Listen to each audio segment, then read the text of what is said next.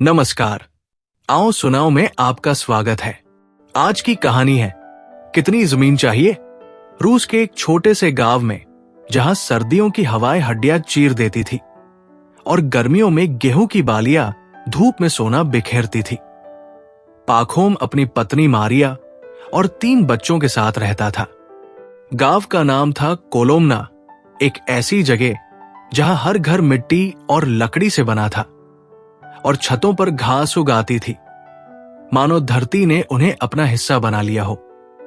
पाखोम का घर गांव के छोर पर था, जहां से दूर तक खेतों का सिलसिला दिखता। सुबह की धुंध में जब सूरज की किरणें खेतों को चूमती, पाखोम अपने हल को कंधे पर लाद कर निकल पड़ता। उसका चेहरा सख्त था, लेकिन आंखों में एक चमक थी, मेहनत की और शायद कुछ अधूरी चाहतों की। पाखोम मेहनती था, इतना कि गांव वाले उसकी मिसाल देते, लेकिन उसकी मेहनत का फल उतना नहीं मिलता था। उसके पास 5 एकड़ का एक छोटा सा खेत था, जो गेहूं, जौ और कभी कभी आलू उगाता, मगर मिट्टी थक चुकी थी और बारिश पर निर्भरता ने उसे कई बार निराश किया। साल के अंत में जब वो अपनी फसल बेचता तो इतना ही कमा पाता कि परिवार का पेट भर सके।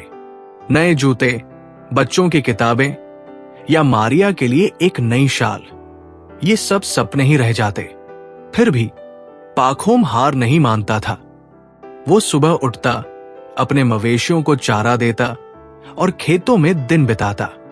मारिया एक साधारण औरत थी, जिसके चेहरे पर मेहनत की लकीरें थी, लेकिन मुस्कान में गर्मी। वो घर संभालती, बच्चों को सुलाती और पाखोम के लिए रोटी बनाती।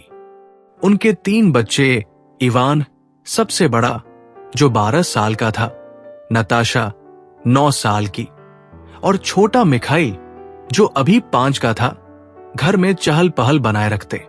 इवान खेत में पाखोम की मदद करता, नताशा मां के साथ मुर्गियों को देखती और मिखाइल आंगन में मिट्टी के ढेर बनाता। उनके जीवन में सुख था, लेकिन वो सुख ऐसा था जो हर पल मेहनत से कमाया जाता। एक शाम जब सूरज डूब रहा था और आसमान लाल हो चला था, पाखोम खेत से लौटा। उसका माथा पसीने से तर था और कंधे पर हल्का बोझ। मारिया ने उसे पानी का गिलास थमाया और हल्के से ताना मारा, क्या बात है, आज फिर सूरज को हरा दिया तुमने? पाखोम ने मुस्कुराकर गिलास लिया और बोला, सूरज तो हर दिन जीतता है मारिया, लेकिन मैं भी हारने वाला नहीं। दोनों हंसे और उस पल में उनके बीच की समझदारी झलक उठी। लेकिन पाखोम के मन में कुछ और चल रहा था। वो चुपके से सोच रहा था, अगर मेरे पास और खेत होता तो शायद मैं मारिया को वो नीली शाल दे पाता जो उसे बाजार में पसंद आई थी। गांव में एक छोटी सी सराय थी, जहां किसान रात को इकट्ठा होते। वहां आग की गर्मी में बैठकर लोग अपनी कहानियां बांटते, कभी फसल की, कभी मौसम की और कभी जमींदारों की शिकायत। एक ऐसी ही रात पाखोम सराय पहुंचा। लकड़ी की मेज पर मटमैली रोशनी बिखर रही थी और हवा में रोटी और शराब की महक। वहां एक नया चेहरा था, एक व्यापारी जो शहर से आया था। उसकी मूछें घनी थी और कोट पर चमकदार बटन। उसने अपनी भारी आवाज में बात शुरू की, शहर में जिंदगी अलग है भाइयों, वहां मेहनत का फल मिलता है। मैंने तो 100 एकड़ जमीन खरीदी और अब मेरा नाम है। पाखोम की आंखें चमक उठीं। 100 एकड़। उसने अपने छोटे से खेत की कल्पना की, जो मुश्किल से 5 एकड़ का था। उसने पूछा, इतनी जमीन, उसका क्या करते हो?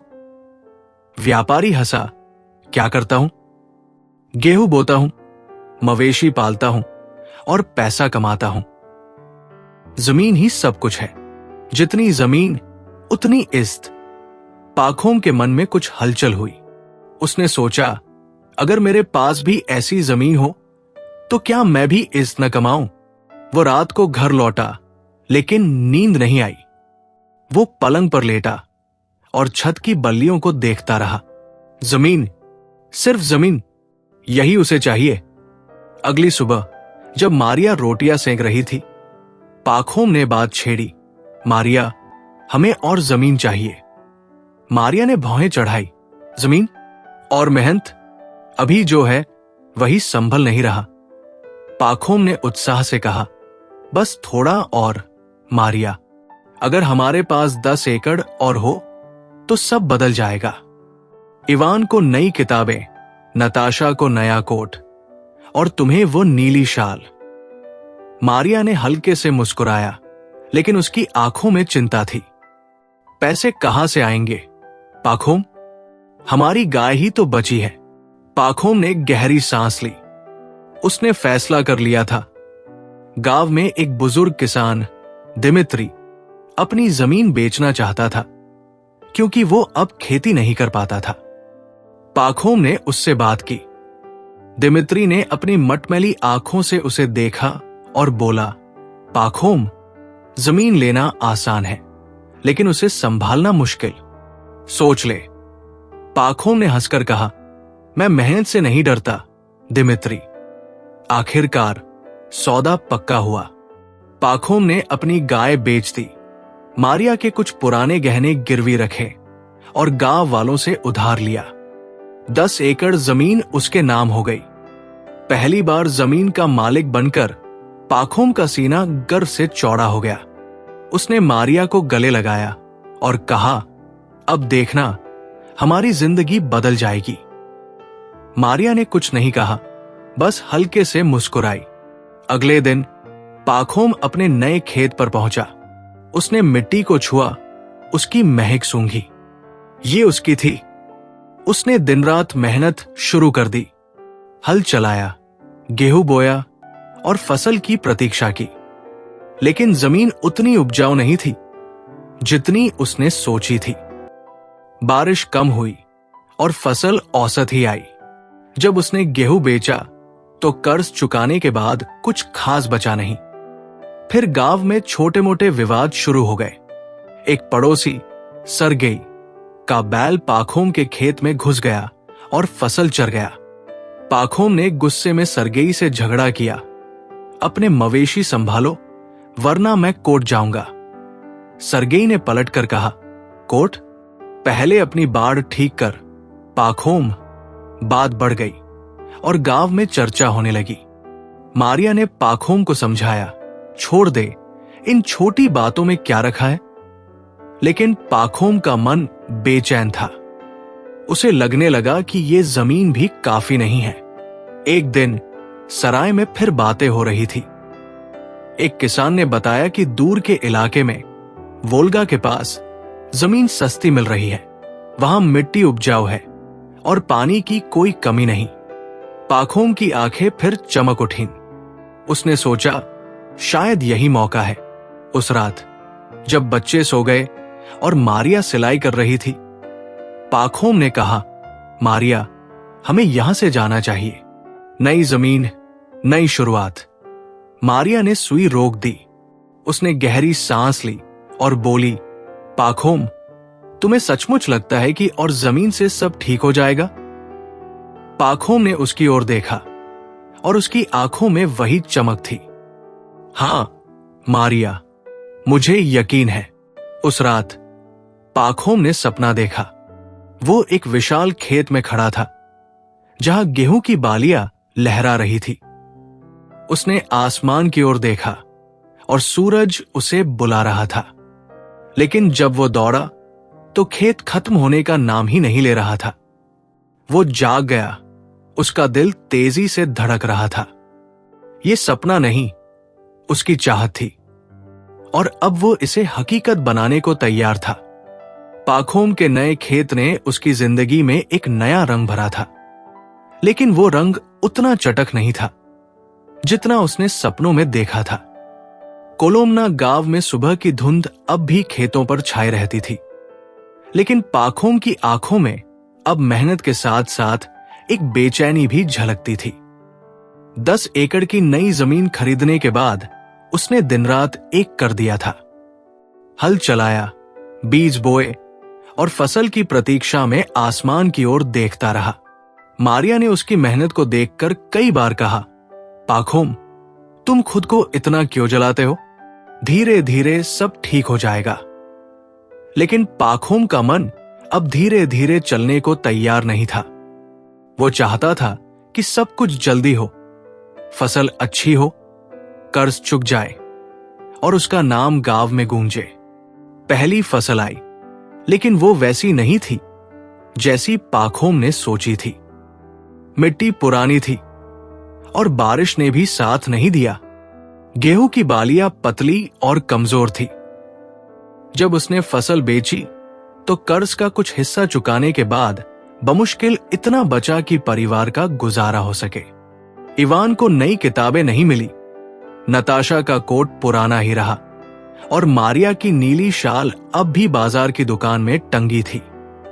पाखोम रात को घर लौटता तो उसका चेहरा थकान से भारी होता।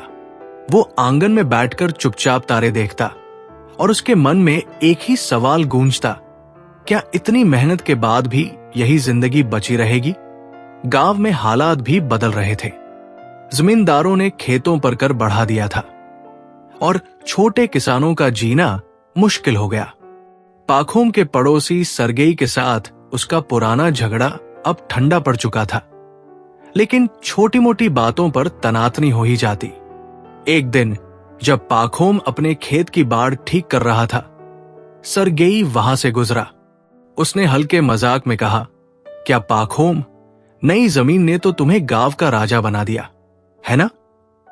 पाखोम ने हल्का सा मुस्कुराया, लेकिन जवाब में तंज था, राजा तो वही बनते हैं सरगेई, जिनके बैल दूसरों के खेत में न घुसे। सरगेई ने भौहें चढ़ाई, लेकिन फिर हंस दिया, ठीक है, अपनी बार को और मजबूत कर लो। दोनों के बीच ये हल्की सी नोकझोंक गांव की जिंदगी का हिस्सा थी, लेकिन पाखोम के मन में अब ऐसी बातें चुभने लगी थी। उसे लगता, अगर उसके पास और जमीन होती तो शायद लोग उसका मजाक न उड़ाते। मारिया ने पाखोम की बेचैनी को भांप लिया था। एक रात जब बच्चे सो गए और घर में सन्नाटा छा गया, उसने पाखोम से बात की। वो चूल्हे के पास बैठी थी और आग की रोशनी उसके चेहरे पर नाच रही थी। पाखोम, तुम बदल गए हो। पहले तुम हंसते थे, बच्चों के साथ खेलते थे, अब बस खेत और जमीन की बात करते हो। पाखोम ने गहरी सांस ली। वो जानता था कि मारिया सच कह रही है, लेकिन उसका मन कबूल करने को तैयार नहीं था। मारिया, मैं सिर्फ हमारे लिए मेहनत कर रहा हूं। अगर मेरे पास और जमीन हो तो हमारी जिंदगी आसान हो जाएगी। मारिया ने उसकी आंखों में देखा और उसकी आवाज में नरमी थी। जिंदगी आसान जमीन से नहीं, पाखोम, मन की शांति से होती है। पाखोम ने कुछ नहीं कहा। वो उठा और बाहर चला गया। रात का आसमान सितारों से भरा था, लेकिन उसकी आंखों में सिर्फ खेतों का सिलसिला दिख रहा था। कुछ महीने बाद गांव में एक नई खबर आई। एक किसान जिसका नाम था याकोव, वोल्गा के पास से लौटा था। वो सराय में बैठकर अपनी कहानी सुना रहा था। वहां जमीन ऐसी है भाइयों, जैसे मक्खन। हल चलाओ और मिट्टी खुलकर सामने आती है। पानी की कोई कमी नहीं और 1 एकड़ की कीमत यहां के मुकाबले आधी। पाखोम वहां मौजूद था। उसने अपनी मटमैली आंखें याकोव पर टिका दी। सच कह रहा है, इतनी सस्ती जमीन? याकोव ने सिर हिलाया। हां पाखोम, मैंने तो 20 एकड़ खरीद लिए। अब वहां बसने जा रहा हूं। पाखोम का दिल तेजी से धड़कने लगा। 20 एकड़। वो अपने 15 एकड़ को याद करने लगा, जो अब उसे छोटा और बोझ लगने लगा था। उस रात पाखोम ने मारिया से बात की। वो उत्साह से भरा था, जैसे कोई बच्चा नई खिलौने की बात कर रहा हो। मारिया, हमें कोलोमना छोड़ देना चाहिए। वोल्गा के पास जमीन सस्ती है। अगर हम वहां जाए तो मैं इतनी जमीन खरीद सकता हूं कि हमारे बच्चों को कभी कमी न हो। मारिया ने सुई रोक दी जो वो सिलाई में इस्तेमाल कर रही थी। उसकी आंखों में चिंता थी।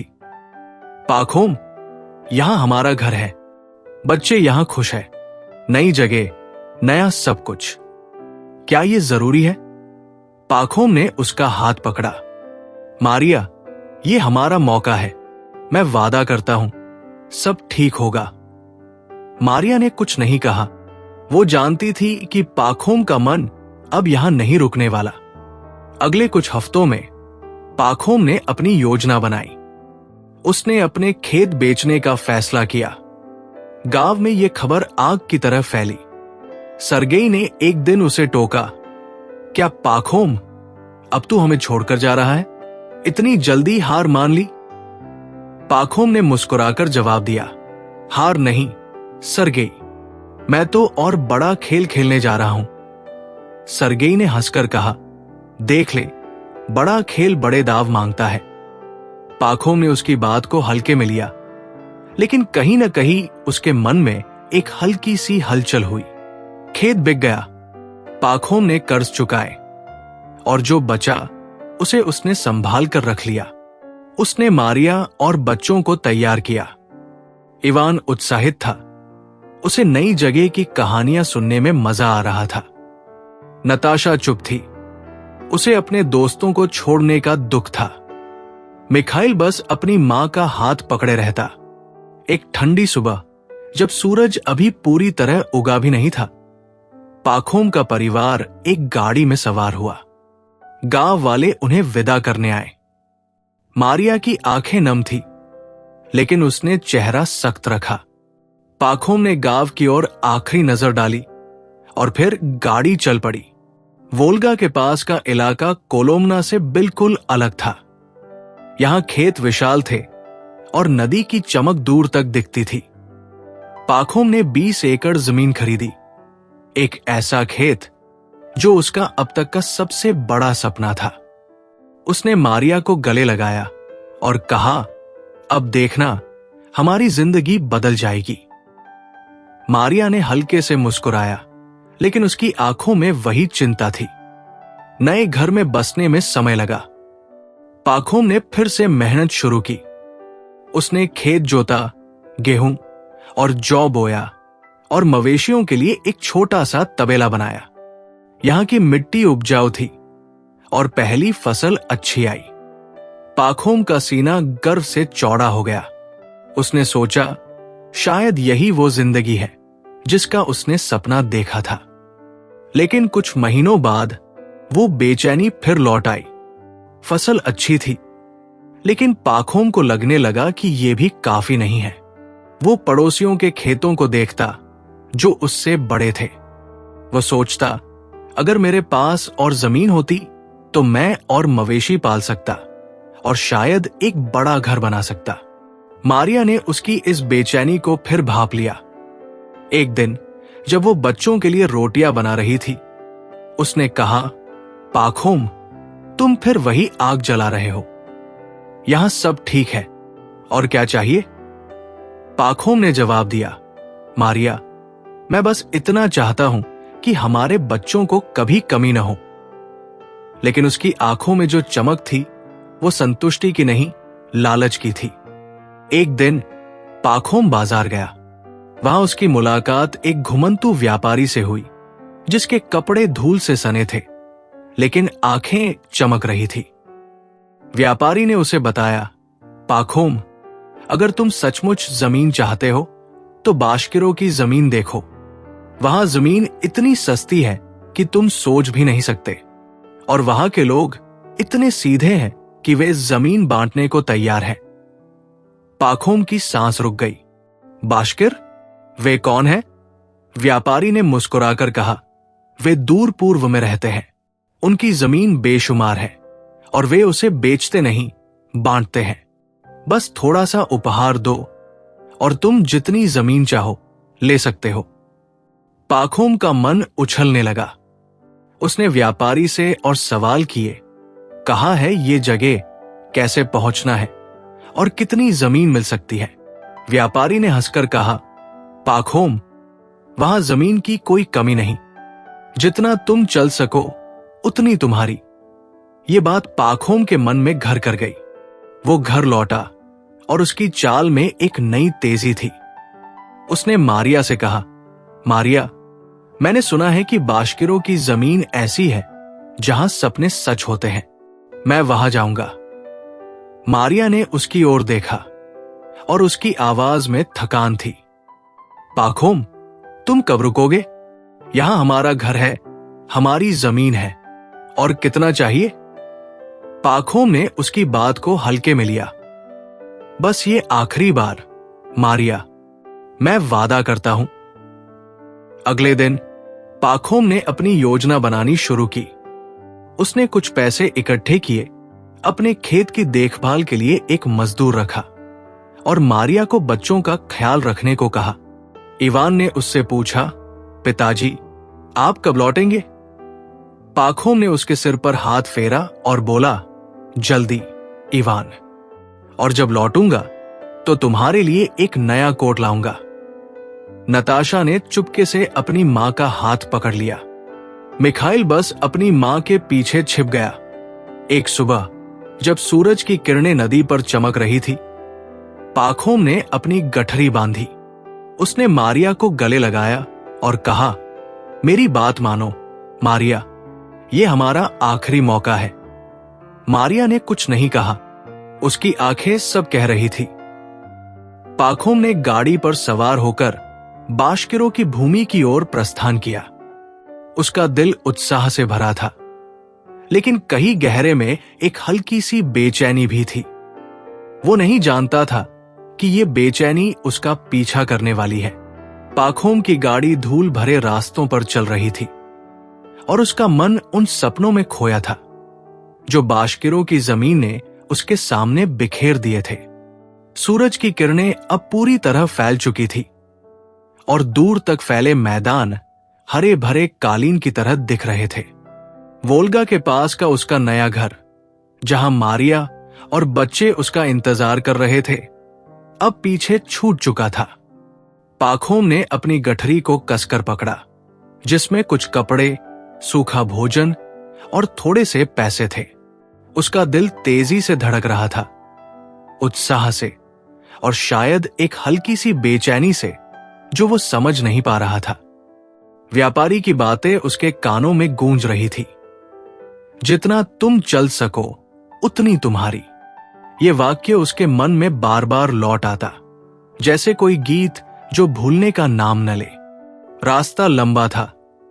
पाखोम ने कई दिन और रातें गाड़ियों, घोड़ों और कभी कभी पैदल चलकर तय की। रास्ते में वो छोटे छोटे गांवों से गुजरा, जहां किसान अपनी फसलें काट रहे थे और बच्चे धूल में खेल रहे थे। हर खेत को देखकर उसका मन एक बार ठिठकता। वो सोचता, ये खेत अच्छा है, लेकिन बाशकिरों की जमीन उससे कहीं बेहतर होगी। एक रात जब वो एक छोटे से सराय में रुका, वहां के मालिक ने उससे पूछा, कहां जा रहे हो? भाई, इतनी दूर की यात्रा? पाखोम ने मुस्कुराकर जवाब दिया, एक ऐसी जगह जहां सपने सच होते हैं। मालिक ने भौहें चढ़ाई और हल्के मजाक में कहा, सपने तो अच्छे हैं, लेकिन पैरों को जमीन पर रखना न भूलो। पाखोम ने हंसकर बात टाल दी, लेकिन उसकी आंखों में वही चमक थी, वही चमक जो अब उसकी हर सांस में बस चुकी थी। आखिरकार कई दिनों की यात्रा के बाद पाखोम बाशकिरों की भूमि पर पहुंचा। ये जगह वैसी थी जैसी उसने कभी नहीं देखी थी। मैदान इतने विशाल थे कि नजरें थक जाए, लेकिन अंत दिखाई न दे। घास इतनी हरी थी मानो किसी ने रंग बिखेर दिया हो। छोटी छोटी नदियां सूरज की रोशनी में चमक रही थी और हवा में एक ताजगी थी जो पाखोम के फेफड़ों को नई जिंदगी दे रही थी। उसने गहरी सांस ली और सोचा, यही वो जगह है, यही मेरे सपनों की जमीन। बाशकिर लोग अपने तंबुओं में रहते थे, जो रंग बिरंगे कपड़ों से सजे थे। वे साधारण थे, लेकिन उनकी मुस्कान में गर्मी थी। जब पाखोम उनके गांव में पहुंचा तो कुछ लोग उसे देखकर हंसे। एक बूढ़ा बाशकिर जिसके चेहरे पर झुर्रियां थी लेकिन आंखें बच्चों सी चमक रही थी, आगे आया। उसने पाखोम का स्वागत किया और कहा, आओ मेहमान, तुम दूर से आए हो, थक गए होगे। पाखोम ने अपनी थकान को छिपाते हुए जवाब दिया, हां, लंबा रास्ता था, लेकिन यहां आकर सब भूल गया। बूढ़े ने हंसकर उसे अपने तंबू में बुलाया। तंबू के अंदर जमीन पर रंगीन कालीन बिछे थे और बीच में आग जल रही थी। बाशकिरों ने पाखोम को कुमिस, घोड़ी के दूध से बनी एक स्थानीय पेय पेश किया। पाखोम ने पहले तो हिचकिचाया, लेकिन फिर एक घूंट लिया। स्वाद अजीब था, लेकिन गर्मी ने उसकी थकान को पिघला दिया। उसने बूढ़े से पूछा, मैंने सुना है कि आप लोग जमीन बांटते हैं, क्या यह सच है? बूढ़े ने अपनी मूंछों को सहलाया और बोला, हां, हमारे पास जमीन बहुत है, हम उसे उनसे साझा करते हैं जो हमारे साथ दोस्ती करते हैं। पाखोम की आंखें चमक उठीं। दोस्ती यानी क्या करना होगा? बूढ़े ने अपने साथियों की ओर देखा और सब हंस पड़े। उनकी हंसी में कोई मजाक नहीं था, बस एक सादगी थी। बस थोड़ा सा उपहार, बूढ़े ने कहा, कुछ कपड़े, कुछ बर्तन या जो तुम लाए हो, और फिर तुम जितनी जमीन चाहो ले सकते हो। पाखोम का दिल जोर से धड़का। उसने अपनी गठरी खोली और कुछ छोटे मोटे उपहार निकाले, एक शाल, कुछ चमकदार बर्तन और थोड़ा सा तंबाकू। बाशकिरों ने उपहारों को देखकर तालियां बजाई। ये काफी है, बूढ़े ने कहा, अब तुम हमारे मेहमान नहीं, दोस्त हो। उस रात बाशकिरों ने पाखोम के लिए दावत दी। आग के चारों ओर बैठकर उन्होंने मांस, रोटी और कुमिस परोसा। एक जवान बाशकिर जिसका नाम था आसान ने पाखोम से मजाक किया, तुम शहर वाले इतनी दूर क्यों आते हो? क्या तुम्हारी जमीन खत्म हो गई? पाखोम ने हंसकर जवाब दिया, नहीं आसान, जमीन तो है लेकिन सपने बड़े हैं। आसान ने सिर हिलाया, लेकिन उसकी आंखों में एक सवाल था जो पाखोम समझ नहीं पाया। दावत देर रात तक चली। बाशकिरों ने गीत गाए और उनके गीतों में हवा, नदियों और मैदानों की बात थी। पाखोम सुनता रहा, लेकिन उसका मन कहीं और था। वो सोच रहा था, कल मैं कितनी जमीन लूंगा? अगली सुबह बूढ़ा बाशकिर पाखोम को एक ऊंची पहाड़ी पर ले गया। वहां से सारा मैदान दिख रहा था, हरी घास, चमकती नदियां और दूर तक फैली जमीन जिसका अंत मानो आसमान से मिल रहा हो। बूढ़े ने कहा, यह हमारी जमीन है और अब तुम्हारा मौका है। पाखोम की सांस रुक गई। उसने पूछा, लेकिन कितनी जमीन? बूढ़े ने मुस्कुराकर जवाब दिया, जितनी तुम एक दिन में घेर सको। सूरज उगने से लेकर सूरज डूबने तक तुम जितना चल सको उतनी जमीन तुम्हारी। बस एक शर्त है, तुम्हें सूर्यास्त तक यही लौटना होगा। अगर नहीं लौटे तो कुछ नहीं मिलेगा। पाखोम का मन उछल पड़ा। ये तो वो मौका था जिसका उसने जिंदगी भर इंतजार किया था। उसने बूढ़े की ओर देखा और पूछा, और कीमत? बूढ़े ने हंसकर कहा, कीमत बस 1000 रूबल, और वो भी सिर्फ इसलिए कि हमारा रिवाज है। पाखोम ने अपनी जेब टटोली। उसके पास इतने पैसे थे, उसने तुरंत सौदा पक्का कर दिया। बूढ़े ने उसे एक लकड़ी का खूंटा दिया और कहा, जहां जहां तुम चलो वहां ये खूंटा गाड़ते जाना, और हां, सूरज को मत भूलना। पाखोम ने उस दिन का बाकी समय जमीन को देखने में बिताया। वो मैदान में घुमा, मिट्टी को छुआ और हवा की ताजगी को महसूस किया। उसका मन योजनाएं बनाने लगा। मैं सुबह जल्दी शुरू करूंगा, पहले नदी के किनारे चलूंगा, फिर उस पहाड़ी तक और वहां से दक्षिण की ओर। उसकी आंखें जितनी दूर देख सकती थी, वो उतनी ही जमीन चाहता था। उसने सोचा, अगर मैं तेजी से चला तो शायद 100 एकड़ नहीं, 200 एकड़ भी घेर सकता हूं। ये विचार उसके मन में बार बार आता और हर बार उसका दिल और तेजी से धड़कता। लेकिन उस रात जब वो बाशकिरों के तंबू में लेटा था, उसे नींद नहीं आई। बाहर सितारे चमक रहे थे और हवा में एक ठंडक थी। पाखोम ने अपनी आंखें बंद की, लेकिन उसका मन शांत नहीं था। तभी उसे एक अजीब सा सपना आया। वो एक मैदान में खड़ा था और उसके सामने एक काला साया था। साये ने उसकी ओर देखा और उसकी हंसी में ठंडक थी। पाखोम, साये ने कहा, तुम कितनी जमीन चाहते हो? पाखोम ने जवाब दिया, जितनी मैं ले सकूं। साये ने फिर हंसा और उसकी हंसी में कुछ ऐसा था कि पाखोम की रीढ़ में सिहरन दौड़ गई। उसने देखा कि साया जमीन में समा रहा था और उसके साथ जमीन भी गायब हो रही थी। पाखोम चिल्लाया और उसकी अपनी आवाज उसे वापस सुनाई दी। वो हड़बड़ाकर जाग गया। उसका माथा पसीने से तर था। तंबू में अंधेरा था और बाहर बाशकिरों की हल्की हल्की बातें सुनाई दे रही थी। पाखोम ने खुद को संभाला। ये बस एक सपना था, उसने सोचा। लेकिन उसकी आंखों के सामने वही काला साया बार बार आ रहा था। उसने उसे झटक दिया। मैं कल सब कुछ हासिल कर लूंगा। उसने अपनी गठरी को कसकर पकड़ा और फिर से लेट गया।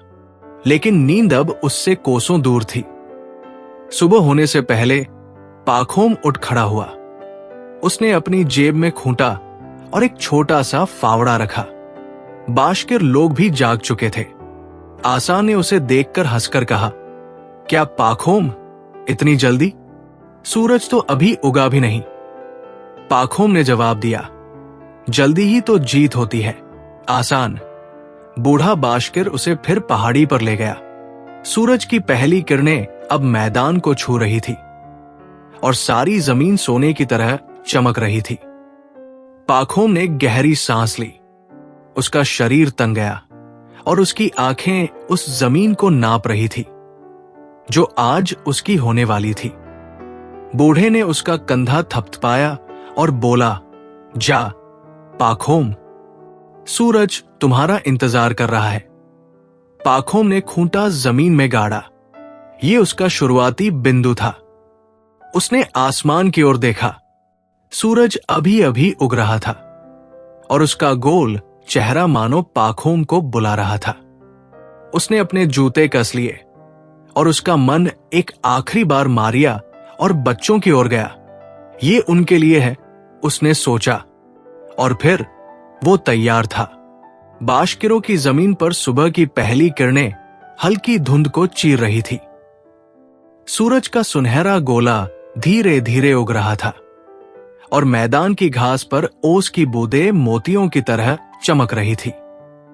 पाखोम पहाड़ी की चोटी पर खड़ा था, जहां उसने अपना पहला लकड़ी का खूंटा जमीन में गाड़ा था। उसका शुरुआती बिंदु। उसके जूते मिट्टी से सने थे और उसकी कमीज हवा में हल्के से लहरा रही थी। उसकी आंखें उस विशाल मैदान को नाप रही थी जो उसके सामने फैला था। हरे भरे खेत, चमकती नदियां और दूर तक का सिलसिला जो आसमान से मिलता प्रतीत होता था। उसका दिल तेजी से धड़क रहा था। उत्साह और लालच का मिश्रण जो अब उसकी हर सांस में बस चुका था। नीचे पहाड़ी के आधार पर बाशकिर लोग इकट्ठा थे। उनके रंग बिरंगे तंबू सुबह की रोशनी में चमक रहे थे। बूढ़ा बाशकिर, जिसकी झुर्रियों भरा चेहरा शांति से भरा था, अपने साथियों के साथ खड़ा था। आसान, जवान और हंसमुख बाशकिर ने पाखोम की ओर देखकर हल्के मजाक में चिल्लाया, तैयार है शहर वाला, सूरज को मात देने जा रहा है। पाखोम ने उसकी ओर देखा और हल्का सा मुस्कुराया, सूरज को नहीं, आसान, आज मैं जमीन को जीतूंगा। बाशकिर लोग हंस पड़े।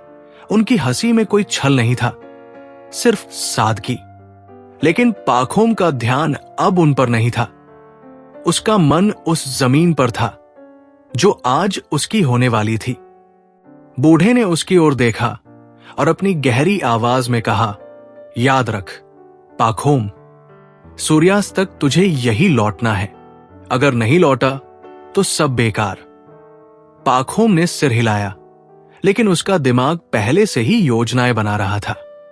पहले नदी तक, फिर उस छोटी पहाड़ी की ओर, वहां से जंगल की सीमा तक, और फिर वापस।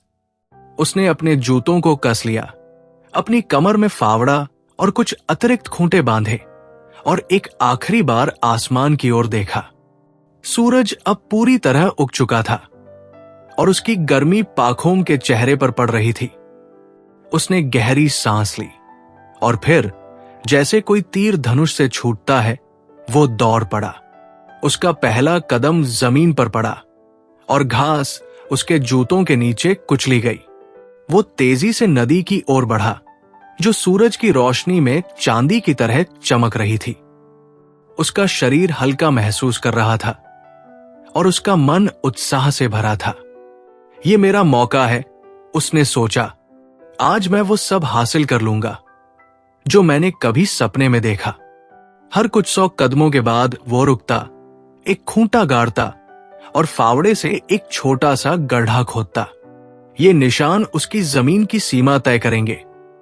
हर खूंटे के साथ उसका सीना गर्व से चौड़ा होता। वो मुड़कर देखता और उसे अपने निशानों का सिलसिला दिखता। एक ऐसी जमीन जो उसकी मेहनत की गवाही दे रही थी। सूरज धीरे धीरे ऊपर चढ़ रहा था और हवा में हल्की गर्मी घुलने लगी थी। पाखोम की सांसें अब थोड़ी भारी होने लगी थी, लेकिन उसका जोश कम नहीं हुआ। वो नदी के किनारे पहुंचा और उसने देखा कि वहां की मिट्टी गहरी और उपजाऊ थी। यहां गेहूं की फसल सोने की तरह चमकेगी, उसने सोचा। उसका मन ललचाया। उसने नदी के साथ साथ और दूर तक जाने का फैसला किया।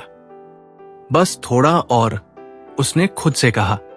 अगर मैं उस मोड़ तक पहुंच गया तो कितनी जमीन मेरी होगी।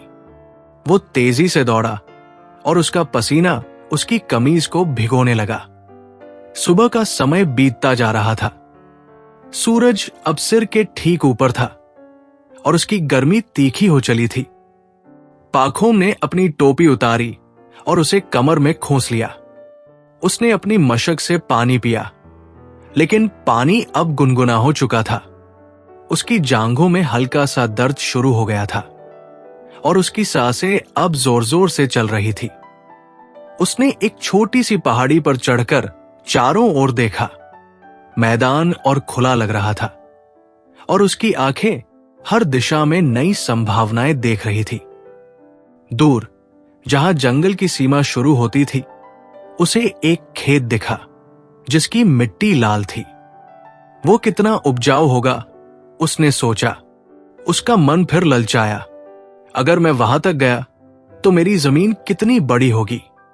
उसने तेजी से दौड़ना शुरू किया, लेकिन अब उसकी गति में हल्की सी कमी आ रही थी। उसने एक और खूंटा गाड़ा और दक्षिण की ओर मुड़ गया। उसका शरीर अब थकान के संकेत देने लगा था। उसका मुंह सूख रहा था और उसकी आंखें सूरज की चमक से चिढ़ने लगी थी। उसने फिर से पानी पिया, लेकिन मशक में अब बमुश्किल कुछ बूंदें बची थी। उसने आसमान की ओर देखा। सूरज अब पश्चिम की ओर झुक रहा था। मेरे पास अभी समय है, उसने खुद को दिलासा दिया, लेकिन कहीं गहरे में एक छोटी सी घबराहट जाग रही थी। उसने उसे दबा दिया और फिर से दौड़ा। पाखोम अब अपनी योजना से भटक चुका था। उसने बहुत बड़ा चक्कर लगा लिया था। वो नदी के दूसरी ओर तक गया, फिर जंगल की सीमा को छुआ और अब उसे वापस शुरुआती बिंदु तक लौटना था। उसने पहाड़ी की ओर देखा, जहां बाशकिर लोग उसका इंतजार कर रहे थे। वो अभी भी दूर थी और सूरज तेजी से ढल रहा था। उसका मन घबराने लगा। मैंने बहुत ज्यादा लेने की कोशिश की, उसने एक पल के लिए सोचा, लेकिन अब पीछे हटने का कोई रास्ता नहीं था। उसने अपनी सारी ताकत जुटाई और पश्चिम की ओर दौड़ने लगा।